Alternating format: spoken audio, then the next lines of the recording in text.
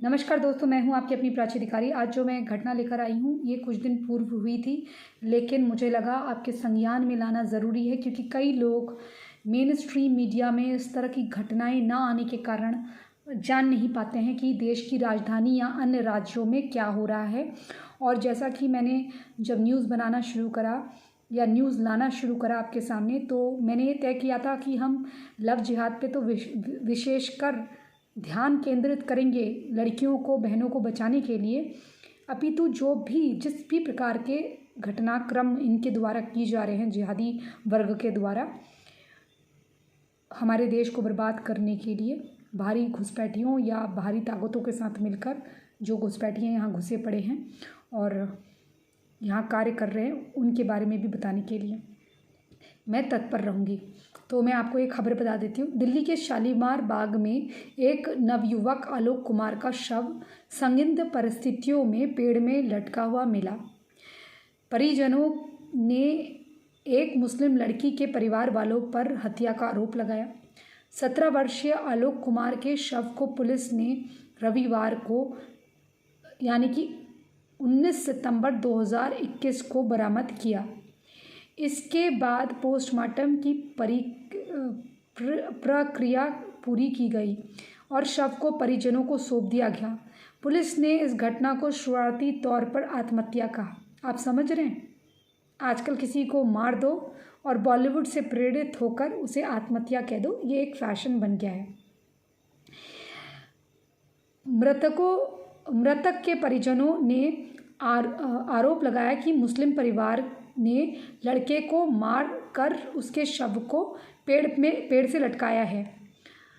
और इससे पहले जब लड़के को ढूंढने के लिए परिवार के लोग वहाँ गए थे तो उसके पिता ने साफ साफ कहा था कि हाँ, हमने मार डाला, क्या कर लोगे, हमने मार दिया, क्या कर लोगे, ये लड़की के घर वालों ने कहा था। और ये भी सुनने में आया कि वो चाहते थे, पहले उन्हें प्रेम से कोई आपत्ति नहीं थी, उन्होंने ये कहा था कि लड़का अगर इस्लाम अपना लेता है और अपने घर वालों को छोड़ देता है तो तब हम उसे अपना लेंगे। अब आप सोचिए कि वो लड़के ने जब ये कहा कि नहीं, मैं अपने घर वालों को नहीं छोड़ सकता, और लड़की ने भी कह दिया कि नहीं, मैं उसी के साथ रह लूँगी और उसको इस्लाम अपनाने की कोई ज़रूरत नहीं है, तो इसके बावजूद इन्होंने उसको वहाँ बुलाया धोखे से बुलाने के बाद उसे पहले पीटा इसलिए होगा कि तू धर्मांतरण नहीं कर रहा है। वो चाहते होंगे कि ये यहाँ आ जाए, अपने परिवार वालों को छोड़ दे। आजकल नया तरीका है ना, अपनी बेटी को आगे रखो, चक्कर चलवाओ, चक्कर को चलने दो, फलने फूलने दो, उसके बाद ये कहो कि भैया तू ऐसा है, तू मुसलमान बन जा और अपने घर वालों को छोड़ दे। या फिर घर वालों से कहो कि अगर तुम्हें अपना बेटा चाहिए तो तुम भी मुसलमान बन जाओ। हाँ, मारा, क्या कर लोगे, और पेड़ को शव से लटका दिया, ये परिजनों का दावा है। और परिजन इतने तो पागल नहीं होंगे ना कि झूठ बोलेंगे अपने मरे हुए बेटे के लिए। अब जिनका बेटा चला गया उनको क्या झूठ बोलना। तो ये घटना हुई। अभी फिर इन लोगों ने क्या करा, उस समय इन्होंने घेराव करा, ये रोए। क्या करेंगे माँ बाप, गरीब माँ बाप क्या कर सकते हैं। ये सब घटना हो गई। फिर मृतक के परिजनों का आरोप है कि मुस्लिम परिवार ने उनके लड़के को मारकर शव लटकाया। जैसा कि मैंने आपको बताया जा रहा है कि आलोक कुमार एक मुस्लिम लड़की के साथ प्रेम संबंध में था। इन आरोपों पर दिल्ली पुलिस ने जांच करने की मांग कही है, क्योंकि जब सामने वाले आरोपी मुस्लिम हो तो केजरीवाल द्वारा संचालित कंट्रोल्ड पुलिस, हालांकि वो कहेंगे कि दिल्ली पुलिस तो सेंटर के अधीन है, लेकिन ऐसा नहीं है। जहाँ जिसका वर्चस्व होता है वहाँ कार्रवाई भी उसी के अकॉर्डिंग होती है। पानी में रह के वो मगर से थोड़ा बैर करेंगे। आखिर केजरुद्दीन जो हैं वो चाचा लगते हैं जावेद और नावेद के, तो वो थोड़ी ना कार्रवाई करेंगे।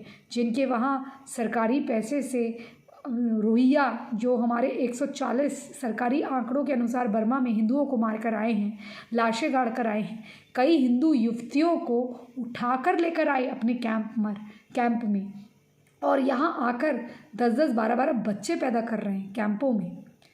और जो लोग दिल्ली दंगों में शामिल होने वाले उन रोहिंग्याओं को इनाम दिया जाता है हिंदुओं को मारने का, हिंदुओं को ख़त्म करने का। ये लो 11-11, 10-10 हज़ार रुपये, और ये लोग नए नए कपड़े लेकर भी नहीं आए थे। वो कहते हैं कि हमें पानी और कपड़ा और बिजली सब कुछ फ्री केजरीवाल दे रहे हैं। और कौन दे रहा है? अमानुतुल्लाह जैसे सपोले, जो हमारे देश में चपरासी बनने लायक औकात नहीं रखते, जो मदरसों से पढ़कर जाहिल लोग बड़े बड़े पदों पे आसीन हो जाते हैं केवल इन लोगों के वोट की वजह से, और जांच भी नहीं होती, कोई ऐसा सिस्टम नहीं बनता। इसीलिए तो ये आधार कार्ड वगैरह का भी विरोध करते हैं, क्योंकि अब आधार कार्ड एक ही बनेगा, 10 फर्जी बनाएंगे तो वो सिस्टम में नहीं लेगा। तो इस तरीके से जो ये चीज़ें करते हैं, उन हर चीज़ का विरोध किया जाता है जो इनको जांच के दायरे में लाई जाती है। बहरहाल अब बताया जा रहा है कि मतलब जो जब तक की खबर है, इन आरोपों पर दिल्ली पुलिस ने जांच करने की बात तो कही, फिर रविवार को मतलब यानी कि कुछ दिन बाद विश्व हिंदू परिषद ने कई हिंदू संगठनों के साथ मिलकर परिजनों से सड़क पर उतरकर न्याय लेने की मांग की। आपको पता होगा ये लोग सड़क पर आए थे, आपको बता दूँ अगर नहीं पता है तो। इन्होंने न्याय मांगा और इन्होंने वहाँ पर हड़ताल जैसी की और प्रोटेस्ट किया और कहा कि हमें हथियारों को पकड़ना, जो हथियारे हैं उनको पकड़िए। फिर स्थिति की संवेदनशीलता को देखते हुए इलाके में पर्याप्त उस समय पुलिस बल को तैनात कर दिया गया, क्योंकि भाई सामने वाला मुस्लिम है, हिंदू पे ही जोर चलता है सारे कानूनों का, क्योंकि इन्हें पता है कि अभी तो भगत सिंह और मंगल पांडे जैसे है नहीं, और जो लोग कमज़ोर हैं उनको दबाया जा सकता है।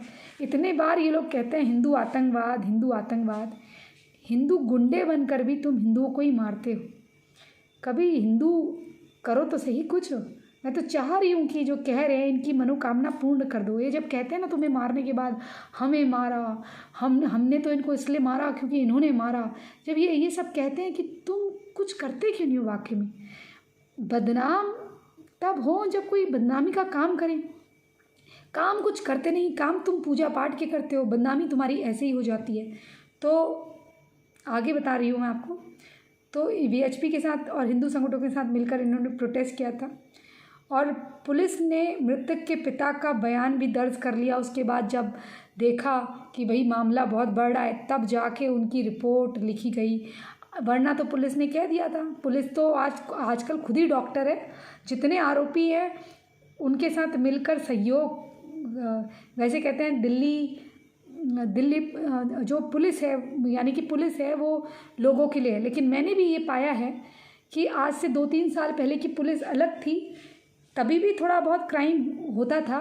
लेकिन आज मैं देख रही हूँ पिछले 2 साल से मेरे इलाके में भी जो पुलिस वाले बातें सुन लिया करते थे, आज जैसे तबादले होकर नए पुलिस वाले आ रहे हैं तो पता चल रहा है कि बात सुनी ही नहीं जा रही है। कोई चिल्ला रहा है, चीख रहा है, लाउड स्पीकर पे गलत बातें कर रहा है, उनकी बातों को चुप नहीं कराया जा रहा है। फिर आखिर में कहते हैं कि अपराध हो रहा है, क्योंकि अपराधी को तो आप पाल रहे हैं, संरक्षण दे रहे हैं कि अपराध क्यों नहीं होगा। स्थिति को संवेदनशील देखते हुए पुलिस बल तैनात किया गया। मृतक के पिता की कंप्लेन लिखी गई। आलोक कुमार ने अपने परिवार के साथ हैदरपुर इलाके में रहते थे, वो इलाके में बोतलबंद पानी का कारोबार करते थे। दैनिक जागरण ने जो आलोक कुमार था वो बोतलबंद पानी का कारोबार करते थे। जैसे होता ना, ये बोतल में बंद पानी जो होता है उसको लोगों को बेचते हैं सस्ते दाम पर। वो दैनिक जागरण की अगर खबर को आधार माने तो उस इलाके में एक मुस्लिम युवती थी जिसके साथ इसका प्रेम हो गया। उस युवती के परिजन पहले इस रिश्ते के खिलाफ थे। बाद में लड़के पर उन्होंने घर वालों को छोड़ने और धर्मांतरण करने को कहा। जब लड़का अपने परिवार वालों को छोड़ने को तैयार नहीं हुआ तो उन्होंने लड़के को लड़की से ना मिलने को कहा, लेकिन लड़की उसे बुलाने लग गई। फिर आलोक के पिता हरिराम का कहना है कि उनका बेटा शनिवार के दिन से ही लापता था। ऐसे में परिजन लगातार खोजबीन कर रहे थे। तभी उसी इलाके में एक होटल के नज़दीक एक पेड़ में लटका हुआ शव मिला। परिजन ने इसे हत्या करार दिया। पिता ने बताया कि उस लड़की के आलोक घर पर बुलाया था, उस लड़की ने उस लड़के को आलोक को घर पे बुलाया था और आलोक पर दबाव डाल रहे थे कि वो अपने परिवार को छोड़ धर्मांतरण कर लड़की के साथ रह ले और फिर उनको कोई आपत्ति नहीं होगी। लेकिन लड़का जब नहीं माना तो उसका ये हर्ष किया गया। आप क्या सोचते हैं इस घटना के बारे में ज़रूर बताइएगा। और लोगों को अगर कोई VHP वाले मुझे सुन रहे हैं, हालांकि मैं जानती हूँ सुनते हैं, धर्म हमारे जितने भी संगठन हैं उनसे मैं गुजारिश करूंगी कि इस मामले के बारे में देखें कि आखिर क्या वो आरोपी गिरफ्तार हुए या नहीं। क्योंकि अगर इतने लोग परिवार के कह रहे हैं कि उन्होंने कहा कि हाँ मार दिया क्या कर लोगे, जिनको डर ही नहीं है आगे और ये भी कहा कि तुम्हारे पास जो 2 बच्चे और बचे हैं ना इनको बचा लो, नहीं तो ये भी ख़त्म कर दिए जाएंगे। जो इतना कहने की हिम्मत रख रहे हैं वो क्या क्या कर सकते हैं ये ज़रूर देखिएगा। और इस जो भी इनके इलाके के आसपास रहता है अगर इनका संज्ञान ले सकें तो ज़रूर मुझ तक पहुँचाइए वो उस बात को, क्योंकि मैं बहुत इच्छुक हूँ कि आखिर क्या हुआ। इससे पहले भी एक लड़की के साथ गलत हुआ था, उस लड़की को मार दिया गया था जो दिल्ली डिफेंस में तैनात थी, हिंदू लड़की। उसके परिवार वालों को एक फूटी कौड़ी भी नहीं दी गई। वहीं रबिया के घर वालों को सरकारी नौकरी दिल्ली से डिफेंस में, सिविल डिफेंस में और 10 लाख रुपए दिए गए। हिंदुओं के साथ ये जो हो रहा है इसके लिए हिंदू तुम्हारी फ्री की बिजली और तुम्हारा फ्री का पानी तुम्हें ले डूबा है। केजरीवाल रूपी राक्षस अभी भी आने वाले वक्त में भी तुम्हारा वोट शेयर कम तो हुआ होगा क्योंकि इन्होंने अपनी जनसंख्या बढ़ाई है, लेकिन फिर भी इतना भी कम नहीं हुआ होगा जिसके लिए धर्मांतरण वगैरह जो कार्य चल रहे हैं ना, इससे बचो और अपना वोट इस बार बीजेपी को देना और ये देखना कि तुम्हारे इलाके में सही लोग चुने जाएं। इनका आदमी अच्छा हो या बुरा उसे सरकारी पद पे आसीन नहीं कराना, नहीं तो हमारे भारत के साथ साथ हमारे हिंदुओं को ख़त्म करने की ये साजिश चल रही है। हिंदू ख़त्म तो भारत ख़त्म और भारत खुरासान, ISIS का मॉड्यूल बन जाएगा भारत। और वही होगा जो तालिबान में हो रहा है, जैसा कि क्रिस्टन पास्टर भी कह रहा है केरला का। इसलिए सतर्क हो जाओ, सावधान हो जाओ। ये तो अभी झांकी है, पूरा मेला बाद में देखोगे तुम, नहीं तो भगवान ना करे ऐसा हो। मैं चाहती हूँ आप लड़ना सीखें। आप पे जो आरोप लगाए जाते हैं ना कि आप ऐसा करते हो वैसा करते हो, काश आप ऐसा करना सीख जाओ। शस्त्र उठाओ और अपना न्याय लेना सीखो। कोई नहीं आएगा तुम्हें बचाने के लिए। कृष्ण भगवान भी कहते हैं एक बार मदद करता हूँ, तुम्हारे जो ध्यान में मैं आइडिया लाता हूँ, जो बुद्धि में विचार आते हैं, यही भगवान तुम्हें मदद करते हैं, मार्ग दिखाते हैं। अब खाना सामने पड़ा है, तुम खा ही नहीं सकते, हथियार मिलते हैं, तुम उठा ही नहीं सकते, तो क्या फ़ायदा। इसी संदेश के साथ मैं प्राची अधिकारी आपसे विदा लेती हूँ। क्या सोचते हैं आप इस न्यूज़ के बारे में ज़रूर बताइएगा। जय जय हिंद, जय जय भारत, वंदे मातरम, जय श्री राम।